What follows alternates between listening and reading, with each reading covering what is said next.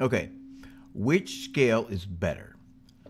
The major scale, the Dorian minor, the blues scale, the pentatonic, whole tone scale, or double harmonic minor? Bang, tick, bang, tick, bang. Have fun, be awesome. Hi guys, this is Mark Black, and this is my channel, Mark Teaches Music, and this is our weekly Q&A number 83, again, which is great that there's that many. So this is about getting people equipped to play and sing. And I say duh, and I say that every time, but like duh, of course. So I believe that you can play the music you love and that you can actually learn to play and sing well. And so we're looking at how to improvise, how to work in group ensembles, how to lead them, how to be in them. And so while the whole time we're here, put your questions in the chat, comments in the chat. My gosh, do that. That's so exciting when you do that. And I'll give it a whirl, and a lot of times it's really good what I say. So I'm going to obey my thing says switch shot. So there's my shot is switched. So anyway, we're talking about any style and any level. Fretted instruments, piano, bass, strings, music theory, rock and blues and country. We're talking about Domi and J.D. Beck, all sorts of things. So I'm going to help you fix your problems. I can do a lot of that. And find the things that are holding you back. So put your questions in the chat and we'll learn amazing things. So if you're watching this, by the way, after the actual live stream, be sure and post in the comments so that I can, hopefully bring that up, fix it next week, and all that kind of stuff. Or you can send me an email at mark@dallasmusiclessons.com, and I'll try to answer these. So this week, again, these are things that my students have problems with or issues or doing great with, whatever. And so this week, maybe a third, a fourth of my students want to learn to ad-lib or learning to ad-lib. They're talking about, and that's for any instrument, and that is for the voice too. When I go, hey, I go, ain't no sunshine when she's gone. It wasn't that good, but that's a lick, and that lick comes from scales. And it's improvised. So like a vocalist would work on that, on scales and improvising to add licks and cool things in their songs. But anyway, so learning to improvise, like I said, a quarter to a third are learning to improvise, want to improvise. Really, I think at least half the people want to improvise, and people who don't want to improvise are afraid they just can't do it, is what it is. So the point is, even simple scales have worlds of emotion and contrast, and we want to use those. So you should just look at scales as a conglomeration of notes that you can use. And they're also tools in your tool chest. So there's like a hammer in there and a screwdriver. These are scales, different scales. Hammer and a screwdriver and a wrench, and some of them are very delicate, very specialized, like jeweler's files or jeweler's screwdrivers. They only have a few things they work in. And some are very generic, like I said, like the hammer, like the screwdriver. So I'm going to demonstrate these on guitar so we can get the sound of them. And I'm not going to do it in such a way that you can necessarily look at my scale pattern. And I want to say, last week I tried to do that. I did it on the guitar, on the saxophone, and with the voice, which is cool, but I had so many sound problems it just exploded everything. And so this is going to be done on the guitar because I believe I've got it contained and it'll work. But the point is, you can do this on any instrument, and that, so don't look at it like the guitar, or he's teaching the guitar. I'm teaching the sounds of these scales. So the other thing about scales is, when I'm dealing with a lot of students about scales, they act like there's some sort of master and you just got to be this slave. Hey, TDB, hey, Pink Ninja. But they're not your masters, and they're memorizable. That's easy. You couldn't get any more easy than to learn D, E, F sharp, G, A, B, C sharp, or this little pattern on your guitar or your bass or your mandolin, So they're not your masters. They're commanding you, deploy me. They are just a group of notes that you can use to play things you like. So today, guess what? I think this is fascinating. So we're sticking with the three scales that make up 90% of all melodies, solos, and improvisation. And we're talking about linear, going this way, not chords, this way. So going this way. So 90% of all improvisation, melodies, and all that kind of stuff are the major scale, a 7-note scale, the pentatonic scale, a 5-note scale, and the blues scale. That's 90% of your favorite solos. So we're going to look at those, each one of them, and we're going to try to stick in the same key, at least in talking. I'll have to, because of what we're going to do. I'm going to actually play, so it's going to be good. So let's define, again, the major scale is, for the moment, 1, 2, 3, 4, 5, 6, 7, 1. Wasn't that tough? 1, 2, 3, 4, 5, 6, 7, 1. And the intervals, the differences between those, distances between those notes is whole, whole, half, whole, whole, whole, half, which is Wally wants ham while Wendy wants hamburgers. If you need to remember that. So if we put that in the D scale, it would be D, E, F sharp, G, A, B, C sharp, D. That is just letters D, E, F, G, A, B, C, D. And then we have to add a sharp or two to make it follow that whole, whole, half, whole, whole, whole, half pattern. So there you go. And the sound da da da da da da da da. And then second, the major pentatonic, which is 1, 2, 3, 5, 6. We took out some notes, and that would be ba ba ba ba ba ba ba ba ba ba. 5 notes. And if this is in the key of G, G, A, B, C, D, E, F sharp, all the notes. We're taking out the 4th, which is the C, taking out the 7 with the F sharp. So we got G, G, A, B, D, E. I don't care if that's right. Key. And then the third one was the blues scale, which is 1, 2, lower third, third, 5, and 6. So that's a 6-note scale. And that's ba, ba, flat third, and the regular third, 5, 6, ba, ba, ba, ba, ba, ba. Now, let me just say real quick. So I want you thinking a 7-note scale, a 5-note scale, and a 6-note scale. And you could think, 7, 6, 5, 5, 6, 7. That's all they are. They're just so, if you can imagine this, and we'll get to this in just a second, it's like the scales with a lot of notes will be a little more complicated in the sound, not the playing of them, but the sound. The scale with less notes will be a little more direct in the sound of them, not the playing of them, but the sound. So, and then I want to make the point, all of these things I just said, the D major scale, group of notes, 7 notes, is the same as the B minor scale, Aeolian minor. And by the way, with that simple major scale, you could play with a D major or E Dorian minor or F sharp Phrygian minor with the same notes. No notes are changing. The G Lydian, A Mixolydian. So I'm saying that all those modes, oh my God, modes, no, not modes. So all that can be solved by just looking at, anyway, all that can be solved by just looking at these scales, these modes, as, that's this major scale that I already know. Is that the only way to look at it? No, we're not in the Middle Ages. When this version of the scales came about, as opposed to Pythagoras in the Greek times, which we don't exactly know how those sound. But every pentatonic scale can be in a major and a minor key. So the notes G, A, B, D, E, G major pentatonic is the same as E minor pentatonic. Same notes, just a different starting note. E, G, A, B, D. Same notes, different starting note or different emphasis. And that G major blues scale is also the E minor blues scale. E, G, A, B flat, B natural, and D.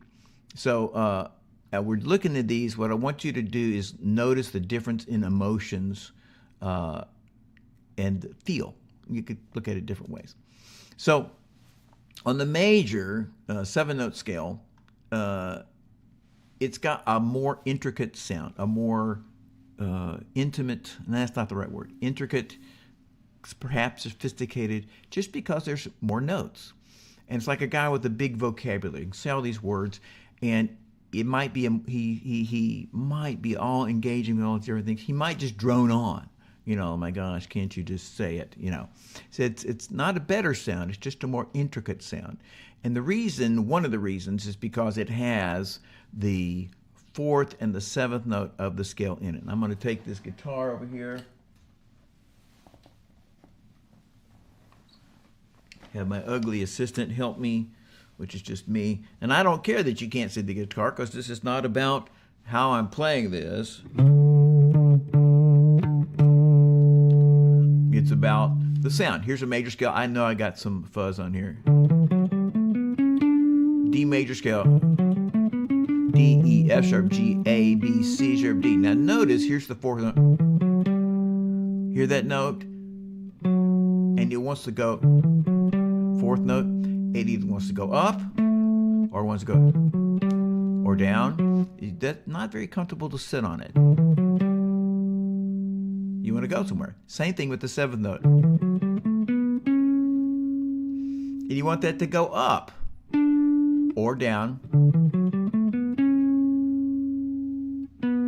You're not so happy just sitting there on that note without anything changing. So anyway, the point is on that extra note, 2 notes, it's not extra note, but the 4th and the 7th notes are making it sound a little more complicated. The pentatonic, I'm going to go to, I'll just stay here on D for now.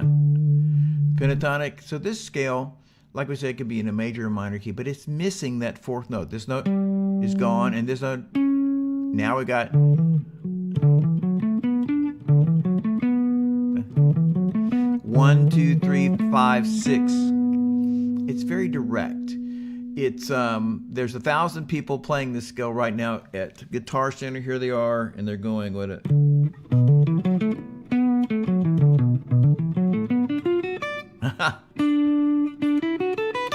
Yeah, that's it. So that's the same notes, just moved down to the B. So anyway, point is, the pentatonic scale is more direct. It's like a guy who is smart but doesn't have a big vocabulary. It's like a foreman or whatever. He's saying da da da da da da da da, and you're like, yeah, so direct. It could get boring because it's just got those few words, but it's very clean, very direct, and it's missing the 4 and the 7. That not complicates it like ugly, but complicates it like makes it a little more sophisticated. It could be sophisticated. And it could be, like I said, drone on, or it could be awesome. Now, and then let's look at the blues scale, and I'm going to take the same place here, going, so I added this note, 1, 2, flat 3rd, or lower 3rd, their 3rd still in, and then 5 and 6.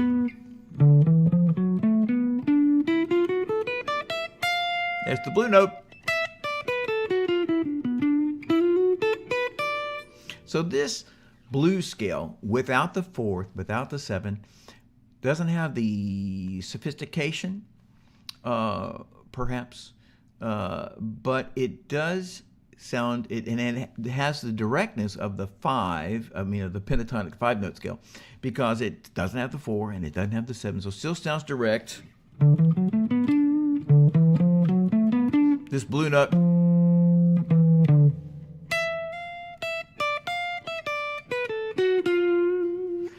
Adding that blue note, you could say it makes it aggressive, or makes it bluesy, or mournful. Let's say, what am I doing?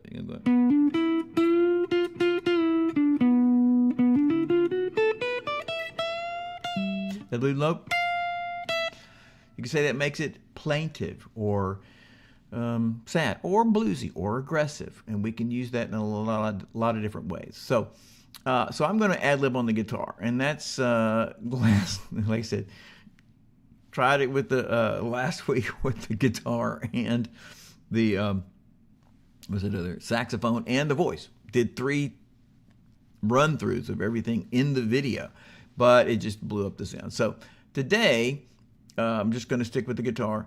And so we're going to take the same scales, a 5-note scale, pentatonic, a 6-note scale, blues scale, a 7-note scale, the major scale, and we're going to ad-lib them with them. So, and this song, though, is in E minor.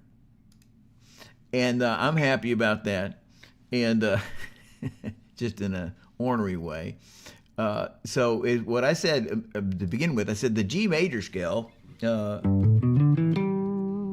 is the same as the major scale. Sorry, G major. Well, let's G major is the E minor scale. I didn't do different notes there. I just rearranged them. So we're going to stick with the G major scale. No, we're not. I'll tell you that in a second. We're going to stick with the G pentatonic scale and the G blues scale, and which is going to be E minor. Our song's in E minor. Now, this particular song that we're doing here today happens to be in E Dorian minor. I'm not saying anything like I want you to remember that, because we're just checking out the sounds of 7-note, 6-note, and 5-note scales. So, but this song is in D minor, so D Dorian minor. So to do D Dorian minor, just by the way, I need to use the D. If I were to put it in a 7-note major scale, I could call it E Dorian minor, but it's also D major scale. Not G, because we're not looking at the relative minor, we're looking at Dorian minor. So anyway, so on our 7-note scale, we're going to be using the D major scale. And again, if you're a transposing instrument, you're a clarinet player, you're a trumpet player, you're a sax, tenor sax, alto sax player, we're not going to worry about transposition right now, because whatever D scale for you comes out for your particular instrument, that D scale will be a great sound and used in minors and Dorian and Phrygian and all kind of great sounds. So, so I'm going to mix these up, and we're going to do each one. And so the point here is that you can hear them, and we're just trying to contrast them. We're not going to spend a lot of time with this. We're going to be done with this in a few minutes, 5 or 10 minutes. And so first, let's do this. And here I'm going to switch this shot. Yay! And here's our track, which is pretty cool. I'm going to start it every time back to this. Here's the track. I like that. Okay, so let me pause that. So I'm going to be using this scale, major scale, 7-note scale. This is the first one.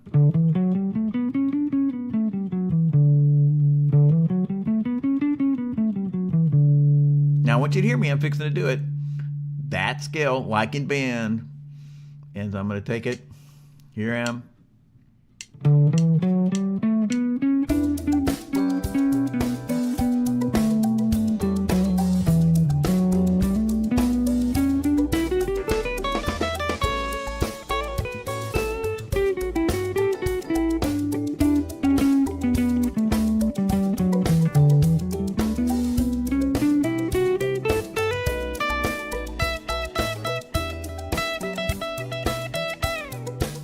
Staying in it.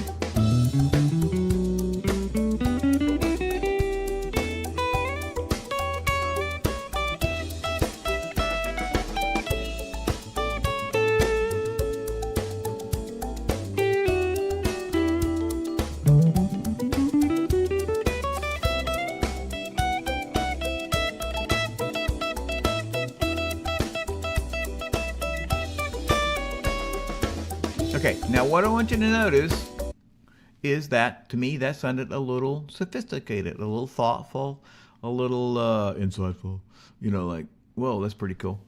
Or, sophisticated, just a little bit. Now, let's do the same thing, except now we're going to do the pentatonic scale, the E pentatonic, minor pentatonic scale. I'm going to use the G minor. I don't care that you can see my hand, because I'm not trying to teach you how to play the guitar. I'm trying to get you to hear these different sounds. So here I'm going to use this. Sound like a country. Hey, my little mom, baby, don't you know? So we're using just a G major pentatonic, G, A, B, D, E. Here's the sound. And we're going to do our song. Oh, and I was going to say, I'm going to make some mistakes here in the sense that when you improvise, what you're trying to do is hear great things in your head and translate them to your instrument. And you may be thinking about stuff, but it's spontaneous. You're trying to react and do what you hear.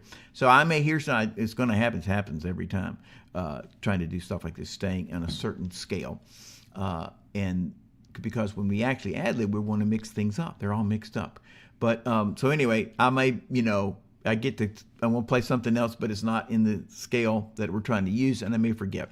So anyway, we're using this G pentatonic, and we're putting in E minor. It just means those notes, a G, this is going to fit. And I'm fixing to do that. Here's our track. This is pentatonic. You're listening. What is the pentatonic? What does it sound like? This sound. And here's our little track. Let's start it back over. So we get a little startup.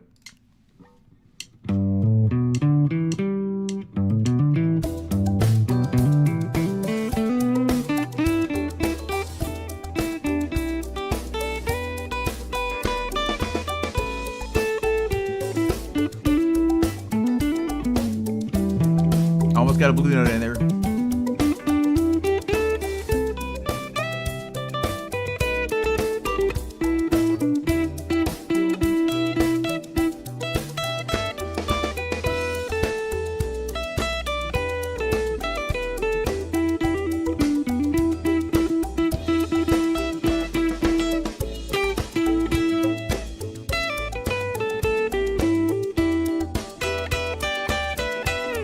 Now that's all just the pentatonic scale.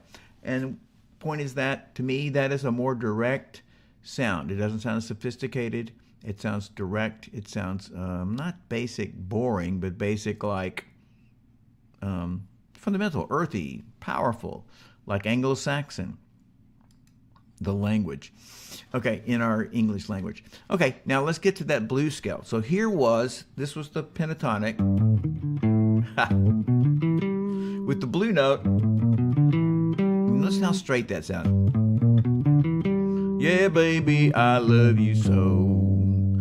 So, G major blues scale with the flat third added in, 1, 2, lower third, 5, and 6.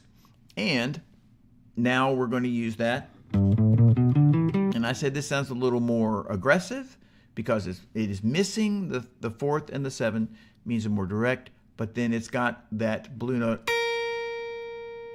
which makes it seem plaintive or aggressive or bluesy. So let's go back. Let's get that once you hear that sound as we're starting. There's the sound.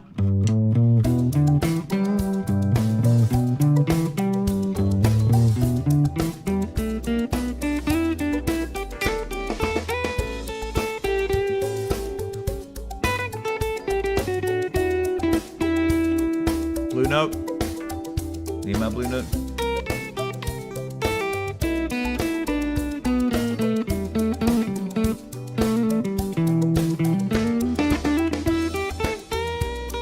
That's the blue note.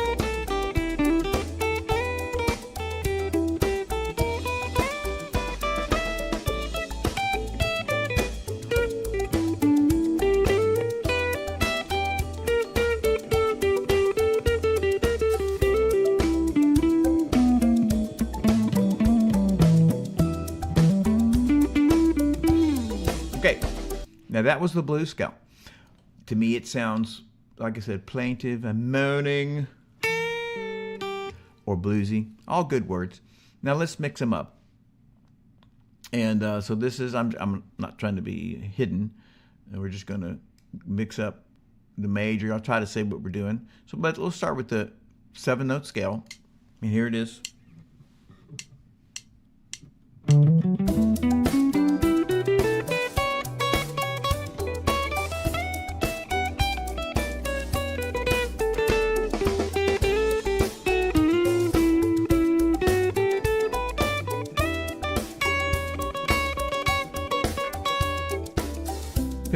Pentatonic.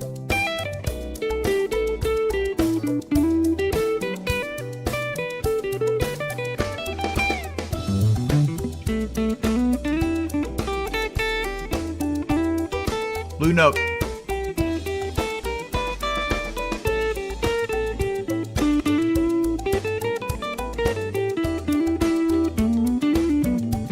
Blue scale.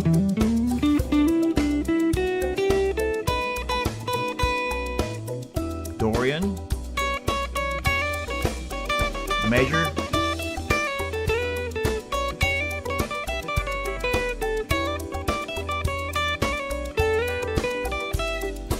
Pentatonic. Blues note. Blues scale. And here's that major. Okay.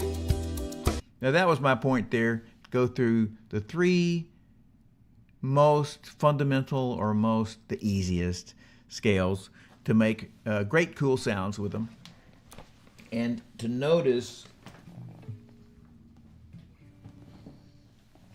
the emotional differences in those, the functional differences, not actually really more the emotional differences rather than the functional differences.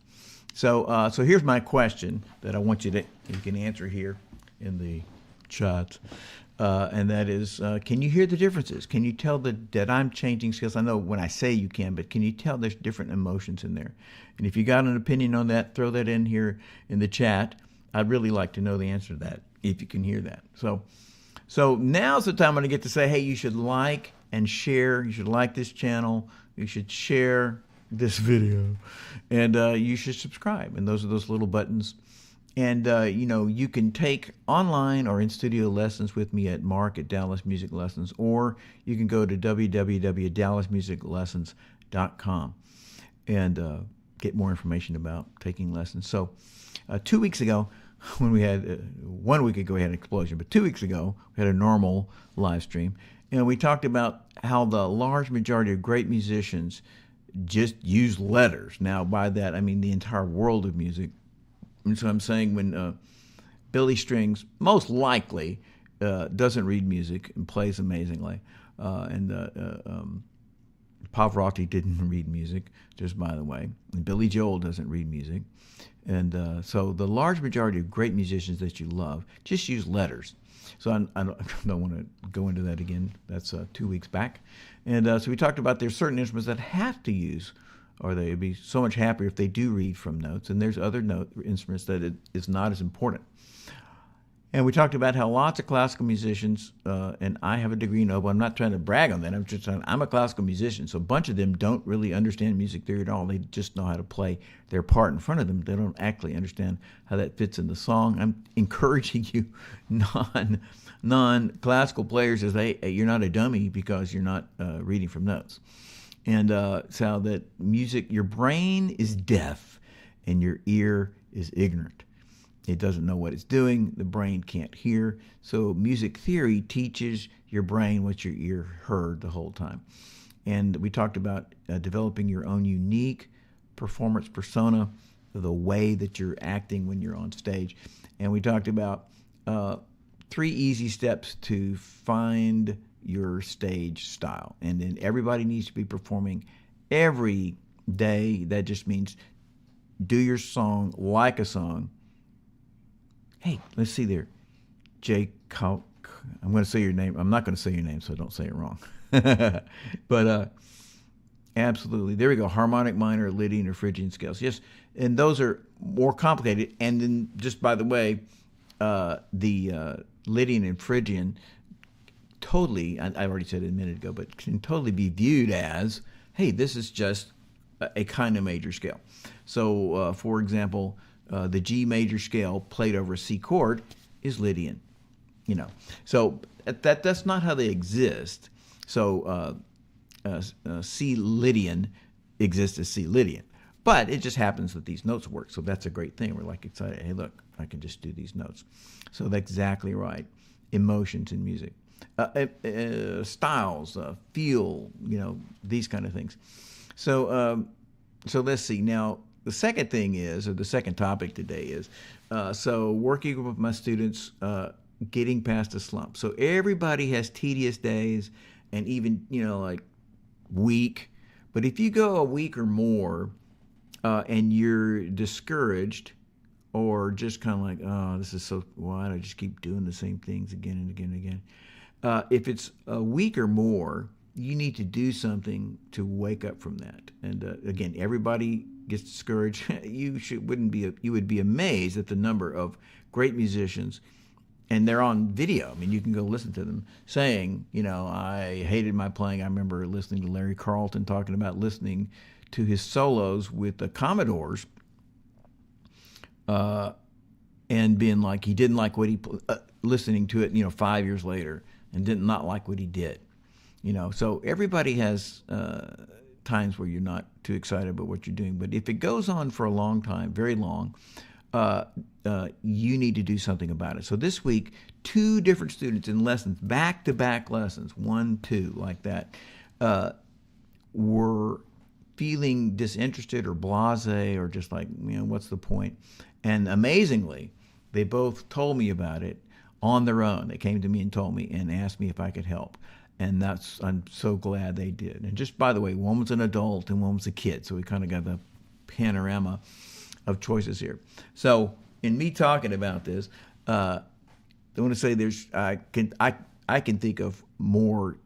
Probably I thought of 5 causes and that I see in my lessons. And if you've got another cause for feeling, after I get through with these 5, if you've got another cause for feeling blasé and just like, what's the point in your music, or I'm just doing the same stuff, or I'm not making progress, you can put that question in here, put that comment, you feel that way or you've had it. So here's 5 things that I have seen in students. So one is students overloading on discipline, and not from the teacher or their input, but they're like, everything has got to accomplish something, I got to get better, and I've got to do what's right. I got to be faithful. I got to do what I'm supposed to do.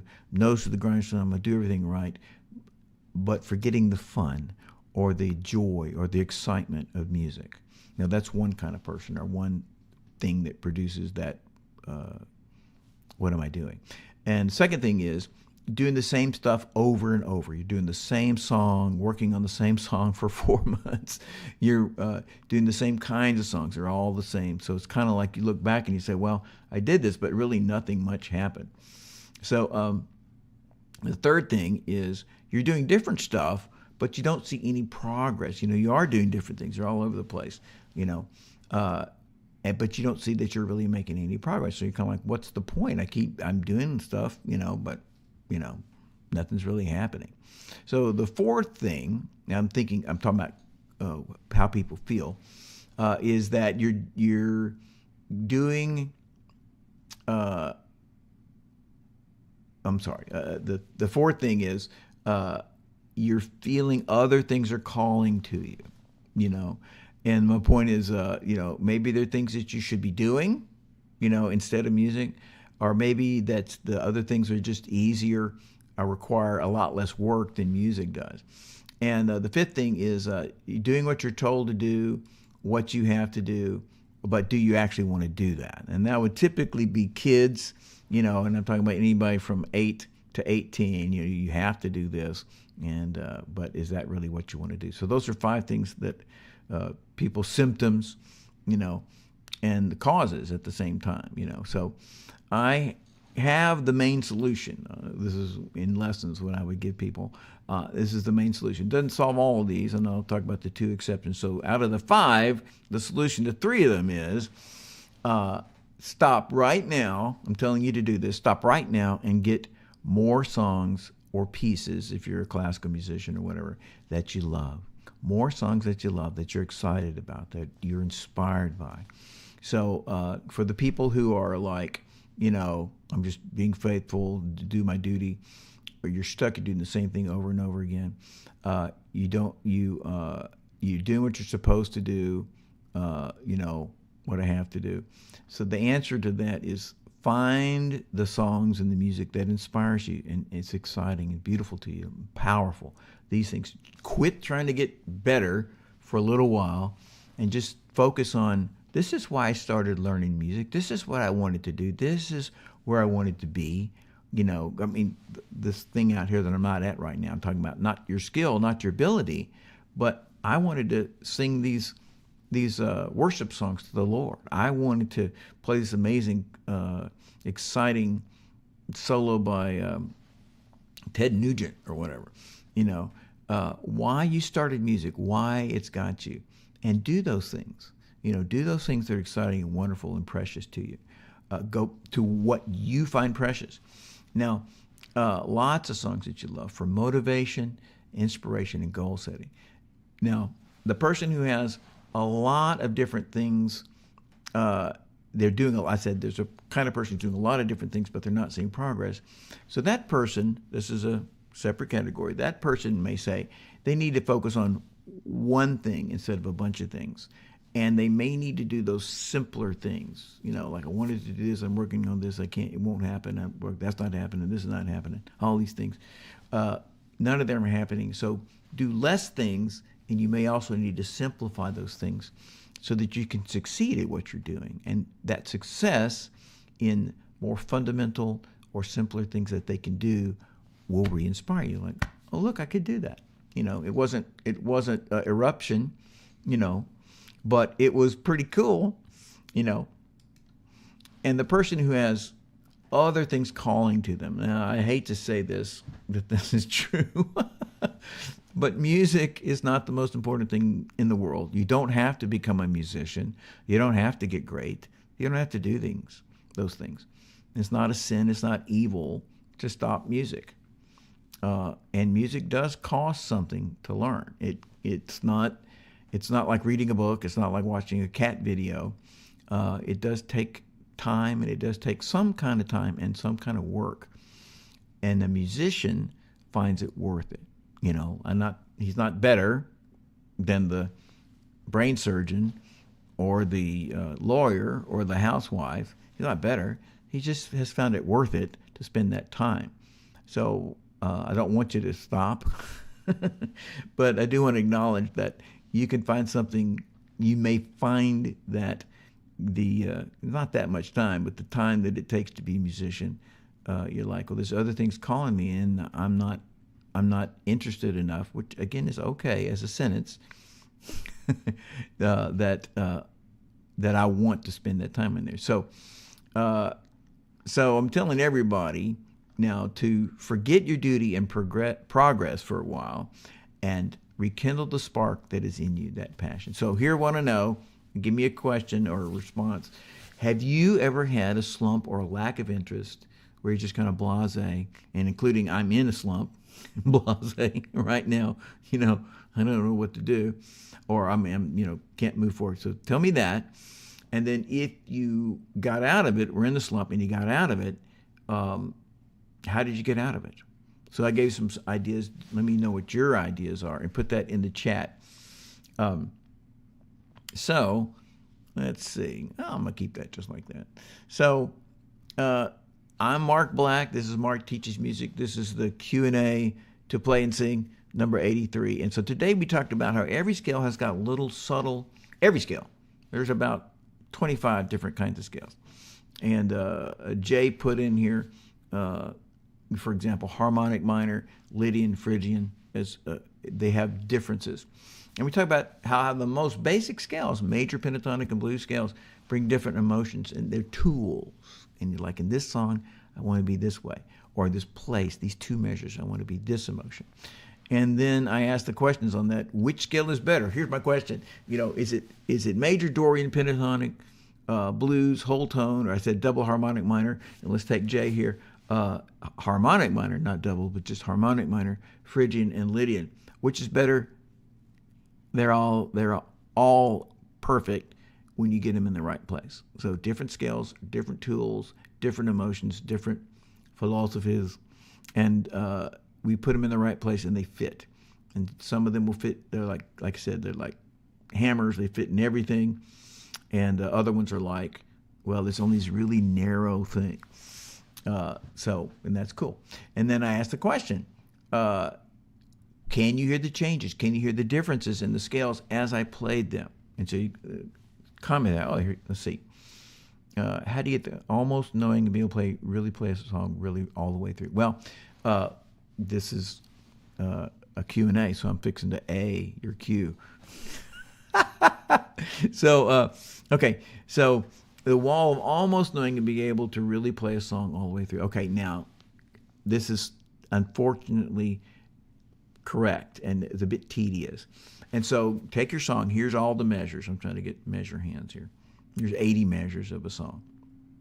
You know, that's a typical song, not a solo. That's about a 3-minute song. So, and you look at your mistakes, and let's say there's 6 places you have to make a mistake, and you isolate those places. I'm answering this question here from NT88189. So you isolate those measures, 3 measures, 2 measures, and you work on them until you can play them 7 times in a row perfectly. This is so tedious. It's an investment, as in a successful investment. So when you can play measure 11 7 times perfectly, you may have to slow it down. You may have to do half of it, not the whole measure, but just the first 2 beats and then the second 2 beats. You may have to do that, first 2 beats, second 2 beats, slow the whole thing down anyway. But you're breaking it into pieces like a mechanic, and you play this little piece 7 times in a row perfectly, and you play this little piece 7 times in a row perfectly slow. You glue them back together. You do them slow 7 times in a row perfectly. And then you bring the speed up, and you play it 1 time perfectly, 2 times perfectly. 3rd time you mess up, you do that again. You have to start over. 1, 2, 3.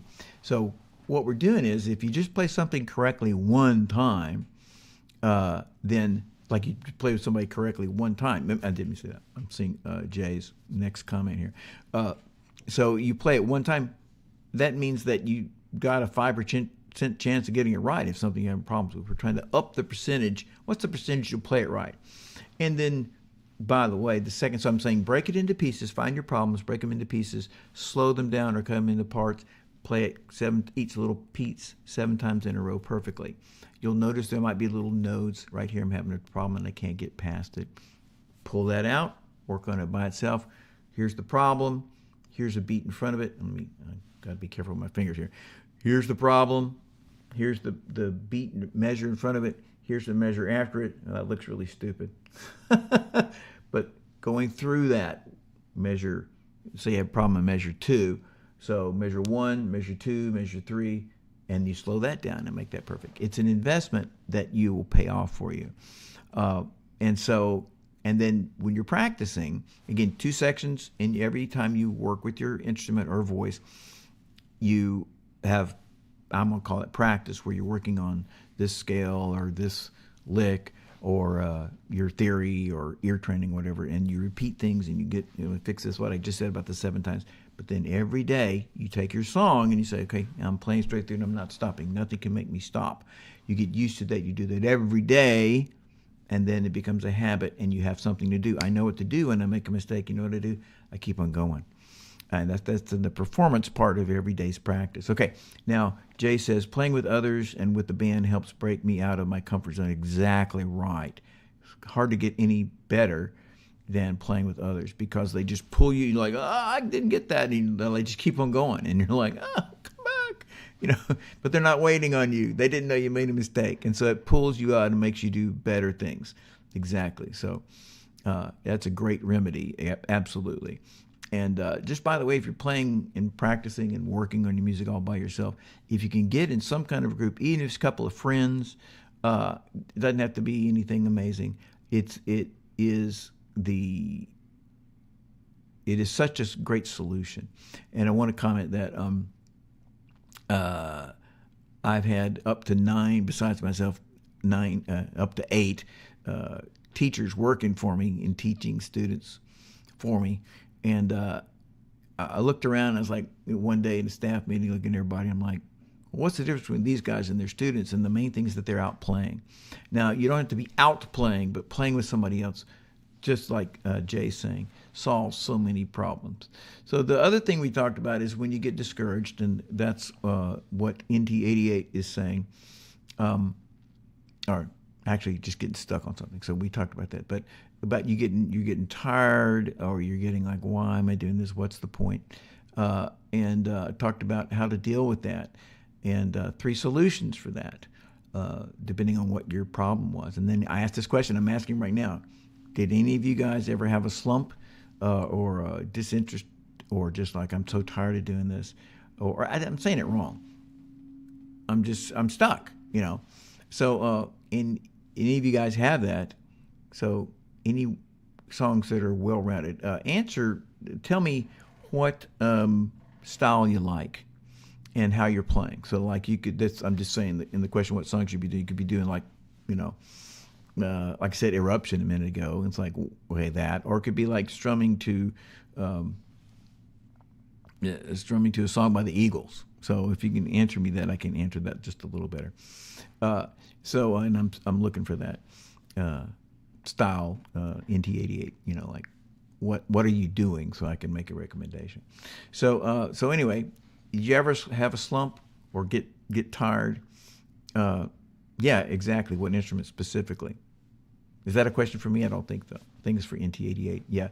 So, and you guys know that depending on the instrument, there's a tremendous difference. So if I'm a flute player, a flautist, which I happen to be a flautist, then it's a completely different set of what songs you're working on than if you're a rhythm guitarist, you know, or a vocalist. So, anyway, see if we can get answers to that. And if we don't, that's okay. I'm moving on here. So, you ever gotten tired? And if you did you get over it? And how did you get over it? And then Jay had a good answer here about my hero, Hotel California. Okay, cool. Are you? I'm sorry to. This is what we should be doing. Are you playing rhythm guitar? Is that what it is? And if you're playing rhythm guitar, as an example, the primary thing what tons of students have done is you're playing by yourself. Every time you hit a mistake, you stop, and you go, and then you go back in, and you play another, 6 measures, and you go, and you make a mistake, you go, you piddle with it a little bit. You don't really fix the mistake, and you don't really keep going. You don't practice well. I'm thinking generically. You don't practice well. You don't fix those mistakes, and you don't perform, which is ignoring the mistakes and keeping on going. So in your practicing, again, you're these rhythm instruments, you're playing rhythm piano, you're comping, you got to get used to, yeah, exactly what Jay is saying. Is it you're playing with fingers are picked, So is it an arrangement, or is it the strumming? So anyway, back to the strumming. So what a lot of people do, great majority, really 70% of people play by themselves all the time, which nothing wrong with that.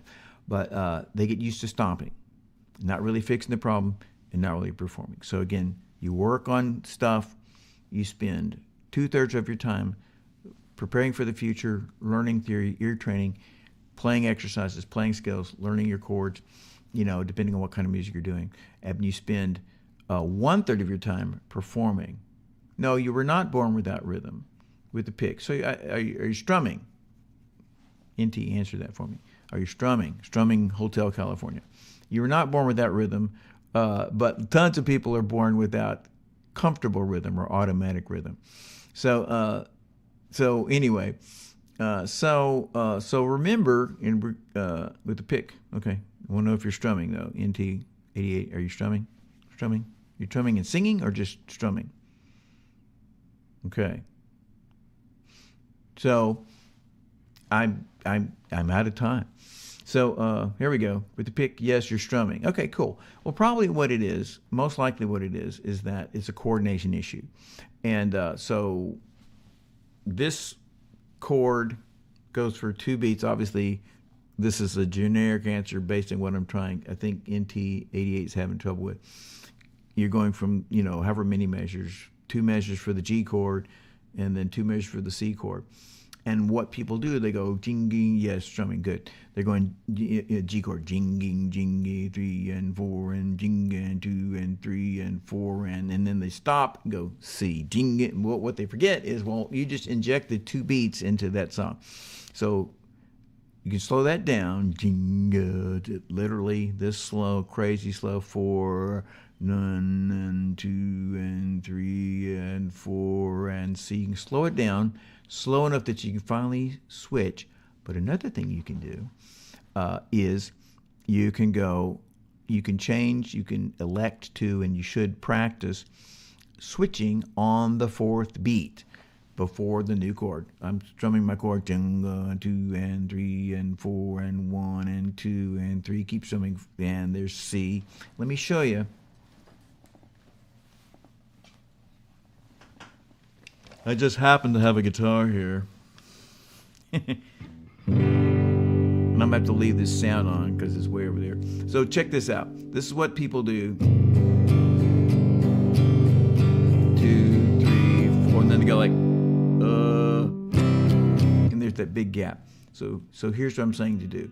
1, 2, 3, 4, 5, 6, 7. Pick your fingers up. Now, I didn't stop strumming, and we had a terrible sound in there.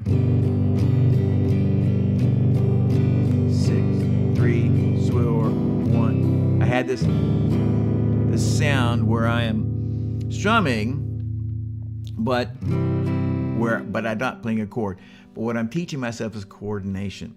Eventually, every guitar player on the planet goes, it's another tequila sunrise. And I went 1, 2, 3, 4, 5. Listen, 6, 7, 8. That where there is no chord. I don't mean they do that on purpose or that they can't get rid of it. I just mean there's a half a beat in there where they're changing chords. 1, 2, 3, 4. 1, 2, 3, 4. Switch. And I played. Again, I don't love that sound, but that's in every album with the strumming guitar player you ever heard in your life. So, talking about changing that or fixing that by changing the chord at the right time, but picking your fingers up to make the new chord first in the fourth beat, right before the new chord, and then eventually in the last half of the fourth beat, which is your upstroke. 1, 2, 3, 4, switch 1. And notice I strum as I'm getting to that chord. Okay, now,